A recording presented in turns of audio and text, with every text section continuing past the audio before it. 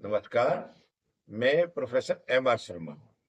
आज से हम भारतीय संस्कृति और भारतीय संस्कारों पर एक नई श्रृंखला शुरू करने जा रहे हैं। इसमें हम पढ़ेंगे कि भारतीय संस्कृति क्या आधार क्या है और भारतीय संस्कार क्या क्या है। तो पहला जो है इसमें टॉपिक है वो है भारतीय संस्कृति का आधार। भारतीय संस्कृति का आधार भारतीय साहित्य है। ये प्राचीन भारतीय साहित्य संस्कृत में लिखा गया है और इनमें सबसे जो पुराना साहित्य है वो हमारे वेद है। अब वैज्ञानिक शोधों से ये साबित हो चुका है कि ऋग्वेद दुनिया की सबसे प्राचीन पुस्तक है।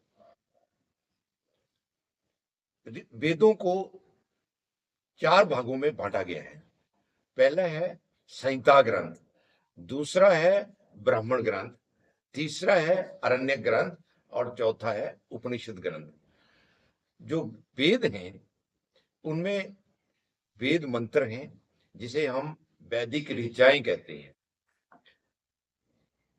पहला जो वेद है वो ऋग्वेद है। ऋग्वेद में देवी देवताओं की स्तुतियां दी गई हैं। ऋग्वेद में कर्मकांड है, ऋग्वेद में ज्ञान कांड है और ऋग्वेद में भक्ति का वर्णन भी पाया जाता है। ऋग्वेद को दुनिया की सबसे प्राचीन पुस्तक होने का गौरव प्राप्त है। ऋग्वेद के बाद दूसरा जो वेद है वो है यजुर्वेद। यजुर्वेद में यज्ञ से संबंधित मंत्र दिए गए हैं। तीसरा जो वेद है वो सामवेद है। ये जो वेद है इसका वाद्य यंत्रों के द्वारा वाद्य यंत्रों की सहायता से वेद मंत्रों का गायन किया जा सकता है। चौथा जो वेद है वो अथर्ववेद है।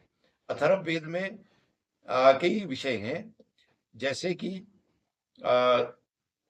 आयुर्वेद के कुछ मंत्र हैं उसमें दिए हुए हैं और अर्थ के संबंधित भी कुछ मंत्र हैं। इसी तरीके से और बहुत सारी विधाओं के मंत्र जो हैं वो अथर्ववेद में दिए हैं।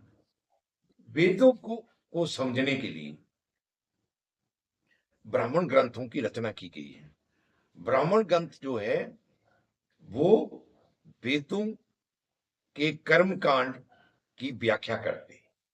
वेदों में जो कर्मकांड है उसकी व्याख्या के लिए ब्राह्मण ग्रंथ जो हैं वो लिखे गए हैं। ब्राह्मण ग्रंथ भी संस्कृत में ही लिखे गए हैं।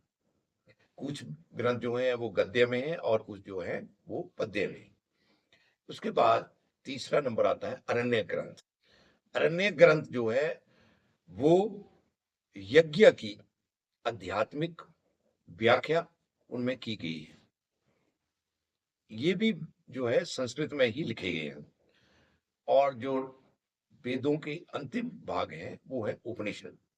ये माना गया है कि अब तक 108 उपनिषदों की रचना हुई है, लेकिन इनमें 11 जो उपनिषद हैं वो मुख्य हैं।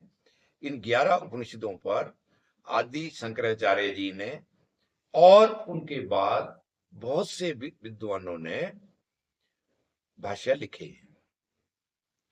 वेदों में सबसे बड़ा वेद जो है वो ऋग्वेद है और उससे जो सबसे छोटा वेद है वो सामवेद है।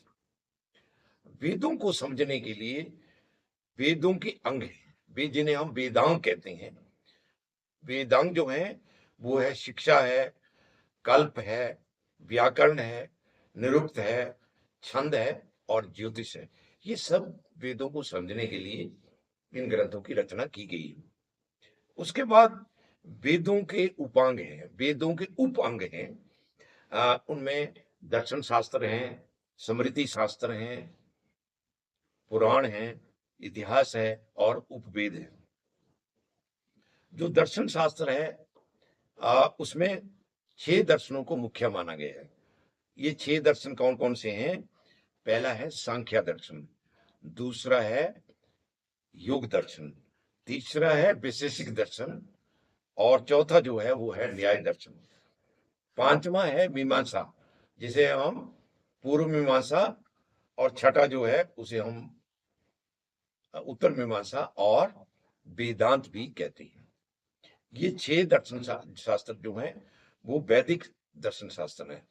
इसके अतिरिक्त अवैदिक दर्शन शास्त्र भी हैं, जिसमें कि बौद्ध ग्रंथ हैं, जैन ग्रंथ हैं, और चारवाक दर्शन जो है वो भी, उसके ग्रंथ भी इसमें पाए जाते हैं। उसके बाद आता है स्मृति ग्रंथ। स्मृति ग्रंथ भी वेदों का उपंग है। इसमें मनुस्मृति है, पराशर स्मृति है, यज्ञवल्क्य स्मृति है। स्मृति ग्रंथों में ज्यादातर समाज को इकट्ठा रखने के लिए कुछ नियम बनाए गए हैं, जो कि समाज को संगठित रखने के लिए बहुत ही जरूरी होते हैं। उसके बाद जो है पुराण और इतिहास ग्रंथ आते हैं। पुराणों में जो है 18 पुराण मुख्य हैं, जैसे कि श्रीमद् भागवत, भागवत पुराण, शिव पुराण, पद्म पुराण, इस तरीके से जो ग्रंथ हैं, ये इस पे हम बाद में चर्चा करेंगे। ये 18 पुराण हैं। इनमें इतिहास भी है और दूसरे विषय भी इनमें कवर किए गए हैं। उसके बाद आता है इतिहास ग्रंथ। इतिहास ग्रंथ में सबसे प्राचीन है हमारे रामायण। रामायण की रचना आदि कवि महर्षि वाल्मीकि को माना जाता है, और ये इसकी रचना जो है ये भी संस्कृत में की गई थी। और क्योंकि महर्षि वाल्मीकि जो है वो भगवान राम के समकालीन थे, इसलिए इस ग्रंथ को सबसे ज्यादा प्रमाणिक माना जाता है। उसके बाद रामायण की रचना 16वीं शताब्दी में गोस्वामी तुलसीदास जी ने भी रामचरितमानस के नाम से की है, जो कि अवधी भाषा का एक ग्रंथ है। लेकिन जो आदि रामायण है वो संस्कृत में है, और उनके जो उस रामायण के जो लेखक हैं उनको आदि कवि होने का गौरव प्राप्त है। सो भारतवर्ष के आदि कवि महर्षि वाल्मीकि है। मैं तो ये कहूंगा कि दुनिया के ही आदि कवि जो हैं वो महर्षि वाल्मीकि हैं। उन्होंने रामायण की रचना इस तरह से की, ऐसे छंदों में की है कि इसको जो है हम वाद्य यंत्रों के साथ इसका गायन किया जा सकता है। उसके बाद जो एक भारतवर्ष का सबसे प्राचीन और सबसे बड़ी पुस्तक है वो है महाभारत। महाभारत को जय संहिता भी कहा गया है। इसमें कई विषय जो हैं वो डिस्कस किए गए हैं, कई विषयों की चर्चा इसमें की गई है। ये एक बहुत ही बड़ा प्राचीन भारत का सबसे बड़ा ग्रंथ इसे माना गया है। इस ग्रंथ में 1 लाख श्लोक हैं। तो इसे महर्षि वेद व्यास जी ने लिखा है, और ये हमारी संस्कृति को समझने के लिए एक बहुत ही महत्वपूर्ण ग्रंथ है।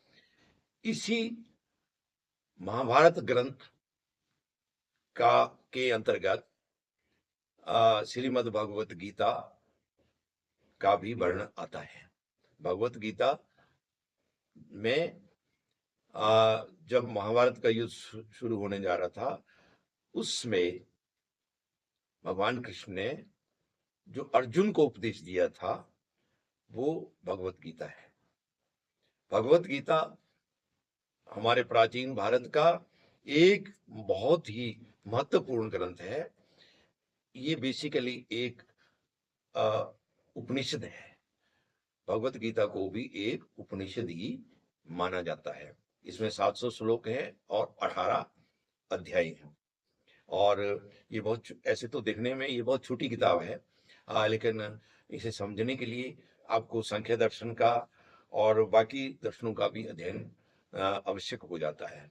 लेकिन क्योंकि भगवत गीता जो है वो दुनिया के एक अद्भुत ग्रंथ है। जिसने भगवत गीता को इस जन्म में नहीं पढ़ा तो समझ लीजिए कि उसने कुछ नहीं पढ़ा और उसे दर्शन का कुछ भी ज्ञान नहीं है। तो भगवत गीता जो है एक बहुत ही हमारी संस्कृति का, हमारे धर्म का और प्राचीन जो भारत है उसका बहुत ही महत्वपूर्ण ग्रंथ जो है वो है। इसके अतिरिक्त प्राचीन भारत के उपवेद हैं। उपवेद में जो है ये भी वेदों का ही इनको भाग माना जाता है, वेदों की ही व्याख्या मानी जाती है। इसमें अर्थवेद है, धनुर्वेद है, गंधर्व वेद है। गंधर्व वेद होता है जिसमें कि गायन विद्या है, गायन से संबंधित, और आयुर्वेद है। आयुर्वेद जो है आदमी को स्वस्थ रहने के लिए, या उसको उसमें औषधियों का वर्णन है। और भी बहुत सारे, आयुर्वेद एक बहुत ही महत्वपूर्ण ग्रंथ जो है वो भारतीय संस्कृति का एक ग्रंथ है। इसमें कई वैद्य जो हैं और कई बहुत विद्वान ऋषियों ने इसमें अपना कंट्रीब्यूशन दी है। आज के इस अंक में यहाँ तक ही हम कवर करेंगे। अगले अंक में फिर दूसरे विषय पे हम चलेंगे। धन्यवाद।